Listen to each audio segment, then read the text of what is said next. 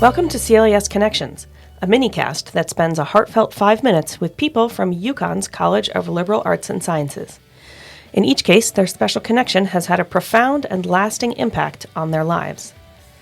Today we hear from alumnus Josh Couvares and his mentor, Board of Trustees Distinguished Professor of English, Gina Barreca. Josh describes how Gina helped him pave a path to becoming a singer-songwriter, while ensuring, as Gina puts it, he still has dental. Get ready to smile your face off. Here's Josh and Gina. Josh, when did we first meet? The first class was modern British literature, I believe. When you walked in, you go, hey, I'm from Brooklyn. I don't turn my back on crowds. I won't write on any chalkboard because I won't turn my back on crowds. And I was immediately like, yes, this is going to be a great class. And then the books that we were reading were just immediately way more intriguing than anything I'd really ever read. It opened up my mind a lot immediately to just what literature can be and how that applies to your own view of humanity. I'll give you the 20 that I owe you for giving such a good explanation of why I teach the way I do. And yes, I'm still insistent that they use paper books and that they have to write notes on their notebooks. But in class, we talk about the text. Yeah. And through the text, then, you will illuminate your own lives. And one of those books had a real effect on you. Yes. Saturday Night and Sunday Morning by Alan Sillitoe is still one of my favorite books. Basically the cornerstones of anything I've done creatively with music. My mom realized that I had enough credits to graduate a year early, and she was like, great, I don't have to pay for a year of college. And I was desperately trying to find a way to make that not happen. I reached out to you. I was like, hey, I don't want to graduate early. And then we kind of discussed why I should not, in fact, graduate early. I have a number of students who clearly there's economic pressure. Yeah. Lots of people's families think, why, if you can leave, then leave. And I'm like, because there's more that you want to learn. I remember discussing the fact that if you stayed another year, you could graduate with an honors degree. Yeah. And that this would be a terrific thing to do. And you, again, rose to that occasion. That final year, I feel, is when you really came into your own. You were working independently and you found your own motivation and your own ability to get things done on your own deadlines. You made every writing deadline, which is a hard thing to do. Yeah, this is definitely the first time in my life where I was pushed that way, especially in a creative aspect from anybody around me. So I think that was huge. You then went to work doing copy editing, sales. Yeah, so I got an internship at Psychology Today where the publisher there basically just said, hey, I think you'd be good at sales. So that's kind of what I've been doing ever since to pay the bills. And then on top of that, doing all of the music and all of the creative work as well.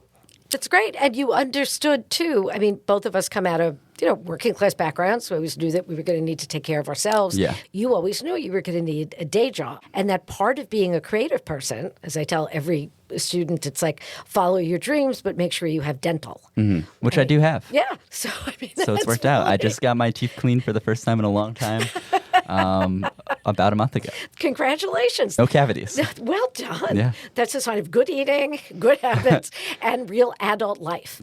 This is from a course I had with you. And this is my final exam. Oh. Here, take a look at this. Oh, wow. First of all, it's an A. Good. I was terrified. Oh, just wait. You should read that note. Josh, this is a smart and good exam, and I don't usually say that about essays which offer incorrect names for major characters. You got the names wrong. I had all of the right names just in the wrong. It's kind of like it was an Excel sheet. I moved everything, one column to the right. There was a logic there, at least. Okay. That's very funny. The names for the major characters, or for that matter, the authors. And yet you've earned an A, not only because this is clever, which it is, but because it shows real mastery of the text, as well as the ability to think critically and originally about them. Good for you. Next time, get the names right, okay? Jim. Yeah. I'm funny. Yeah. That's funny. It was good. That's Wonderful. Great. That's terrific.